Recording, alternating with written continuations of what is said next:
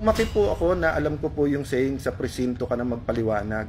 Pero may bago na ngayon, sa Hague ka na magpaliwanag. Yung isasakay siya sa airplano na may petition siya sa Supreme Court at walang Philippine Court na nagsasabing dapat siyang i-extradite or i-surrender sa Hague. Anong nangyari? Anong nangyari sa inyong mga human rights advocates? Pero tama ba yon? Sasakay na lang siya sa airplano tapos dadalhin doon. May petition siya sa Supreme Court. Walang korte, ni isang korte sa Pilipinas na verify muna yung warrant of arrest na yan. Ang pinaka-minimum is due process and letting everyone avail of the legal remedies.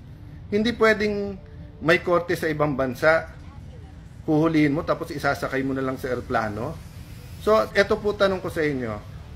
Paano kung sitting Supreme Court Chief Justice, sitting Speaker, sitting Senate President, sitting Cabinet Member, sitting President ng ating bansa, may isang international court na naglabas, yung PNP, huhulihin nyo na lang, sasakay nyo na lang sa airplano, aalis na sa ating bansa.